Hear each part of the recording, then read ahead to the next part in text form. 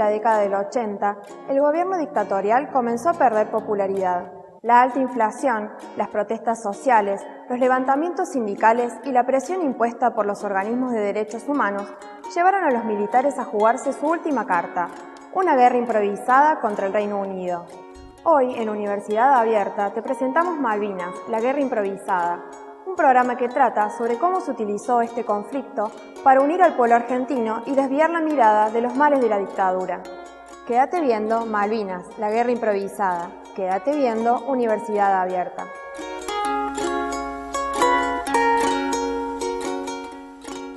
Que sepa el mundo, América, que un pueblo con voluntad decidida como el pueblo argentino, si quieren venir, que vengan, les presentaremos batalla.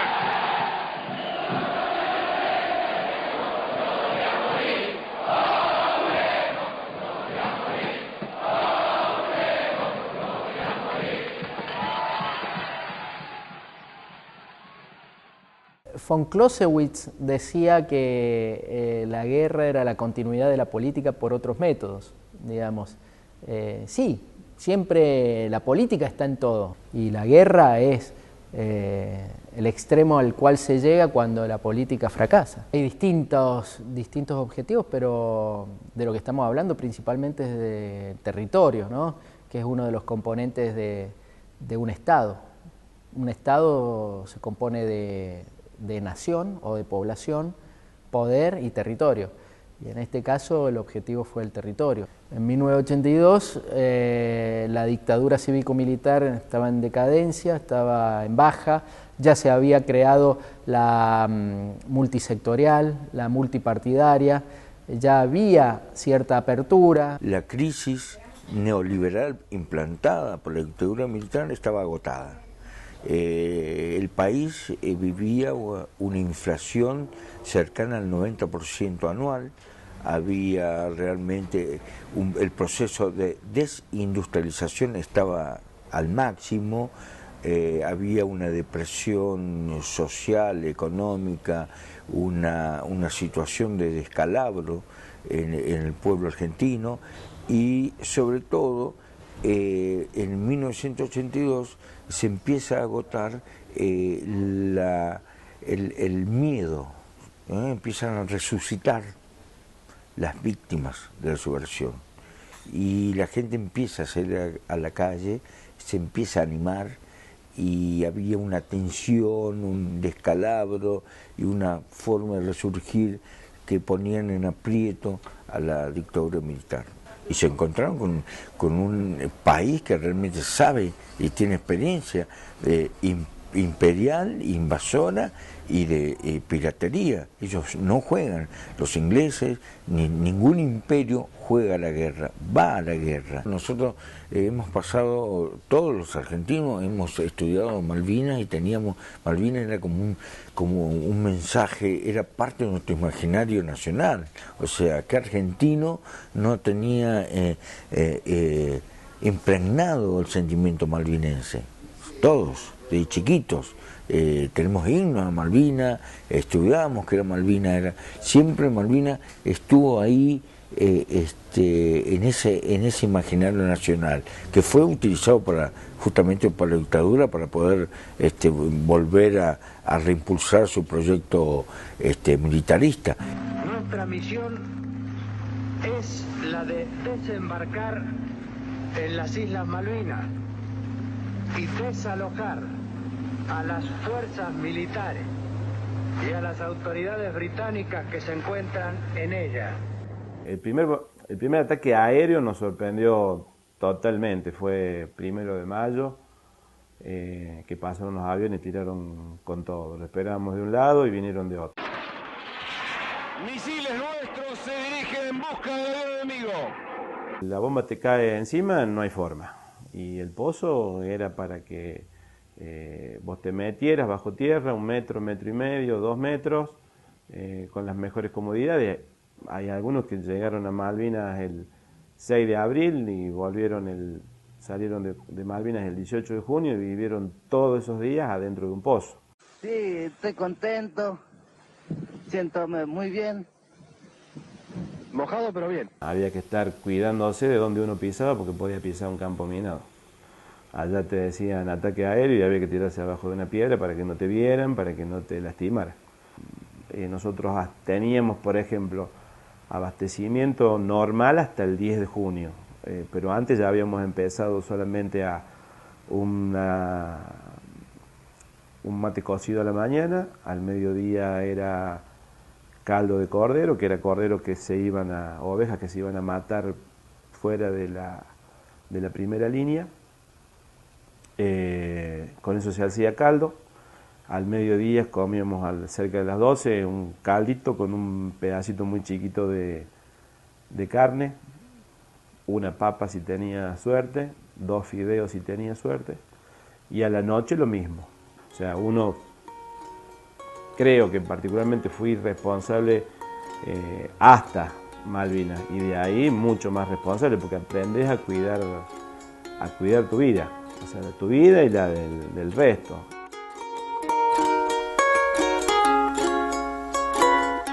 Durante el periodo de guerra, el control de la información no escapó a las distintas intervenciones impuestas por la dictadura.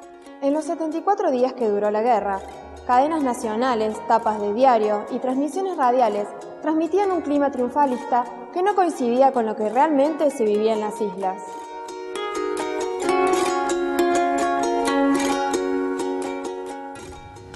¡Hola, mi país! Muy buenas noches, señoras y señores. Se inician las 24 horas de las Malvinas Argentinas. Los medios de comunicación apoyaron, por un lado, por el control férreo de la dictadura, por la censura, y mucho también por la autocensura, ¿no? La autocensura que tienen algunos periodistas. Muchos pueden decir que en un momento el Estado Mayor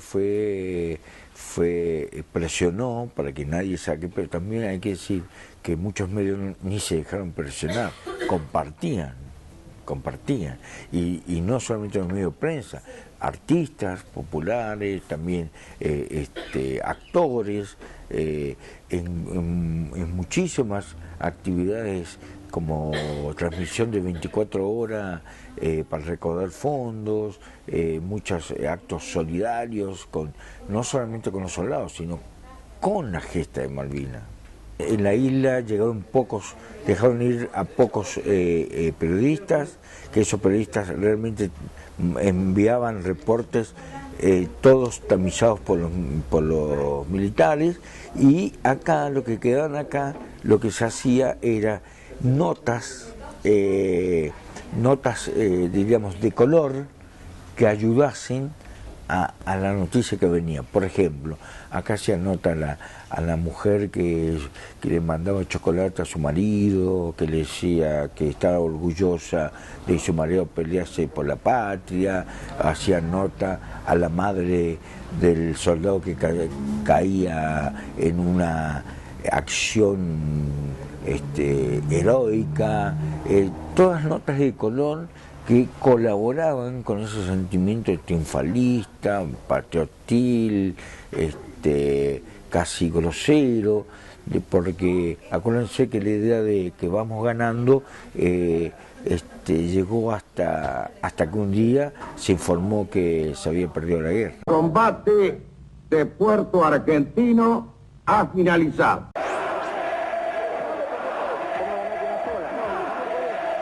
Siguen los vítores al presidente de la nación.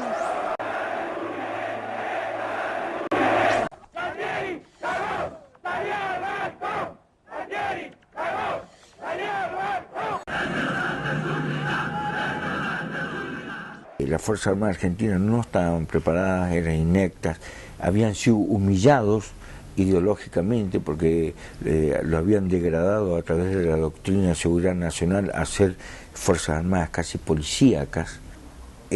Fue la guerra de la improvisación. Los excombatientes están solos, nunca los reconocieron, ni en ese momento, quizás ni ahora, como se merecen, porque no hubo consecuencias sociales, porque la sociedad argentina otra vez lo vivió engañada y como un partido de fútbol. Nunca sintió que estábamos en guerra.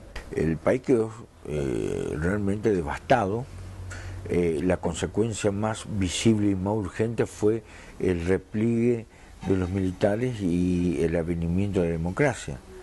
En segundo lugar, Malvinas quedó con un resquebrajado en el imaginario nacional.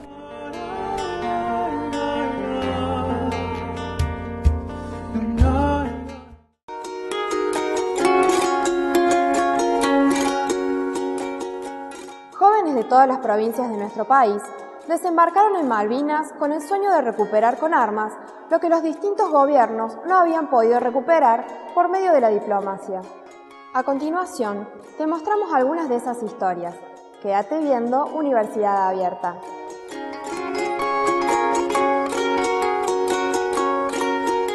Mi nombre es Félix Andrade, Félix Orlando Andrade, y tenía 18, 19 años cuando estaba haciendo el servicio militar en el Regimiento de Infantería 8. Soy César Claudio García, cordobés. Me llamo Héctor Hugo Altenburger, soldado clase 62. Yo era uno casi de los más viejos, yo tenía 20 años ya. Yo el 25 de marzo cumplí los 20 años. La conscripción la comencé a los 18 años. A Malvinas fui el 23 de abril, el día de mi cumpleaños, teniendo 20 años ya. Y Malvinas para mí significó una cosa muy importante en mi vida. Un clic, un antes y un después. Un antes, una vida de un joven que se dedicaba a tocar el piano, a tratar de forjar un futuro, y el clic hizo un joven que fue a la guerra y volvió totalmente diferente. Me cambió la vida, me hizo reflexionar de otra manera y tuve la gran suerte que acá estoy, que estoy de vuelta y vivo. Una realidad cruda, dura, difícil de no olvidar y no querer olvidar.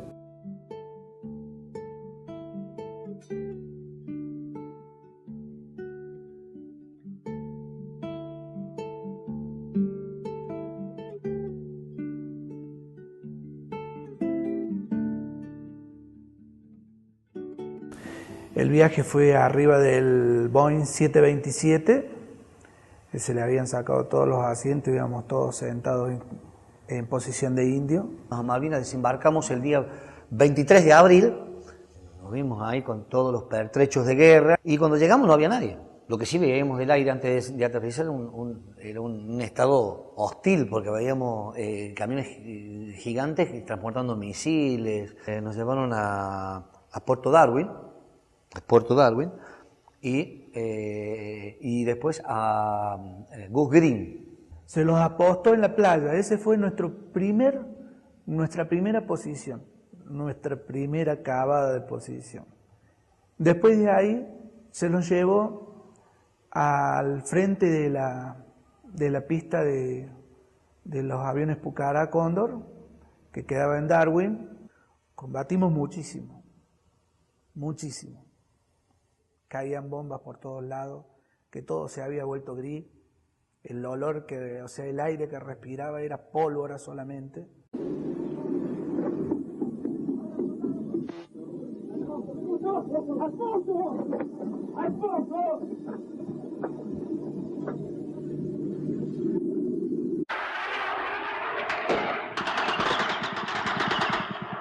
Más allá se ve una humareda que se levanta en el lugar donde aproximadamente se encuentra el aeropuerto.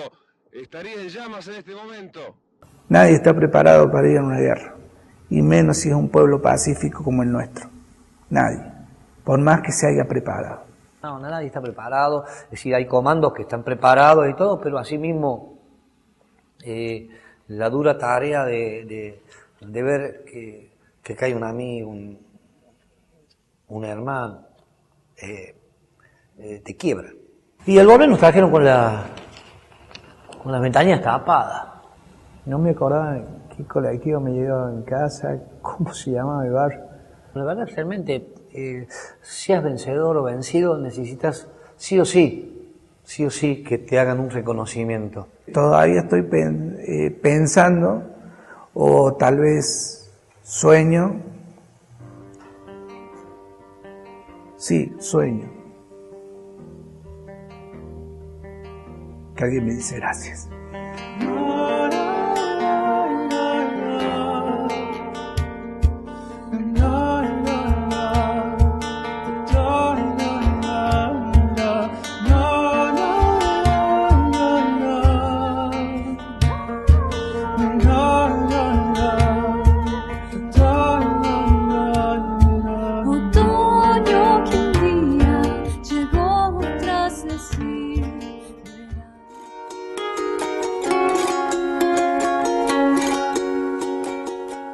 Presentamos la segunda entrega de Memorias antes del golpe, un ciclo que intenta reconstruir las historias de militantes antes del golpe de Estado de 1976. Julio Ataide, militante gremial, trabajador municipal y profesor de la Universidad Nacional de Córdoba, nos va a relatar cómo se vivía en los 70 desde la militancia sindical. Su memoria será nuestra historia.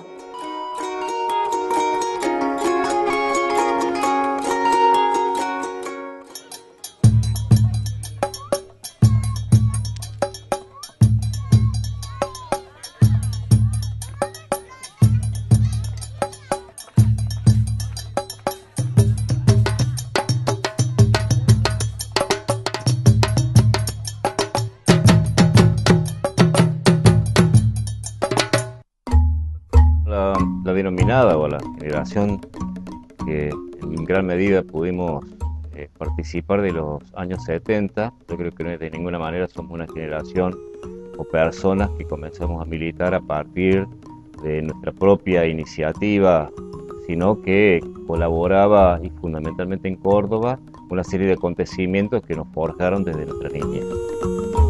Esos acontecimientos tienen que ver con la resistencia del peronismo después del golpe del 55, entonces hay un clima de resistencia a esa dictadura.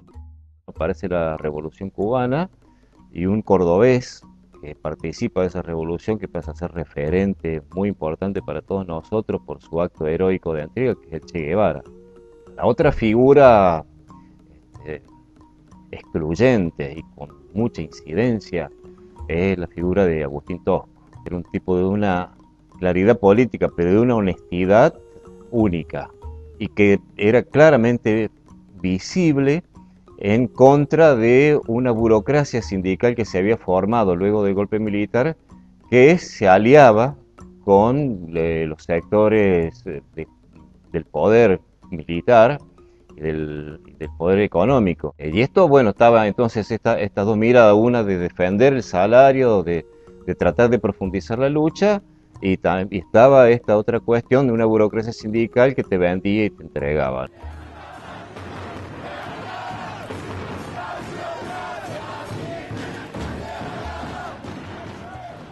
Entonces en todo esto y en las luchas como el Cordobazo y el Viborazo, bueno, necesariamente vos tenías o la sociedad empezaba a tener prácticas de resistencia a estos avances del poder.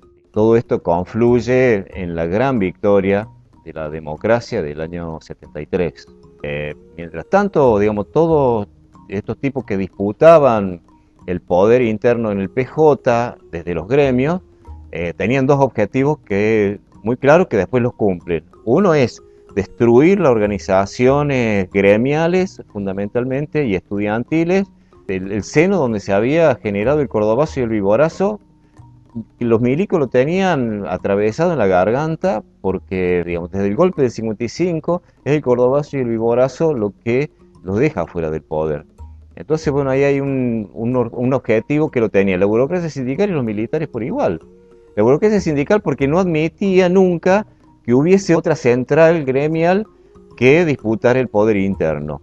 Y acá estaba, evidentemente, la CGT de los argentinos, Luis Fuerza, UTA, Esmata, era del CEP, Ocitrax y Tram, y por eso tiene razón de ser el golpe contra Obregón Cano. Y aparte de ese, se organiza el D2, que ya con las listas elaboradas comienzan y operan sobre los secuestros. Que ya la lucha ya no solo es gremial u ofensiva en torno al salario, sino que ya empiezas a organizarte para que aparezcan los desaparecidos. Y en eso nosotros seguíamos militando. ¿Por qué? Porque estaba aquello, o está todavía eso, de que había que sostener la lucha, y que si había habido personas que habían entregado su vida, ya todos habían entregado su vida, el Che, la Eva, en esta conducta por unas transformaciones sociales, por esta profundización de esa sociedad y esa democracia, nosotros no estábamos dispuestos a rendirnos. Nosotros queríamos una patria libre, justa, soberana, con justicia social, con equidad y con mayor poder obrero. Teníamos un pensamiento de Estado, y qué Estado era el que queríamos.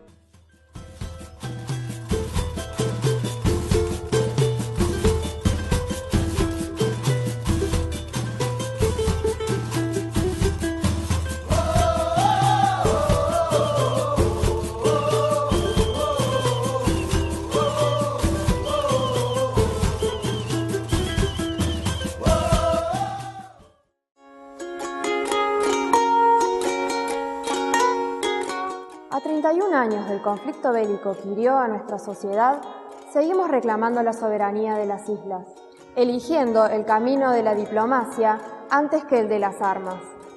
Esto fue Universidad Abierta. Hasta la semana que viene.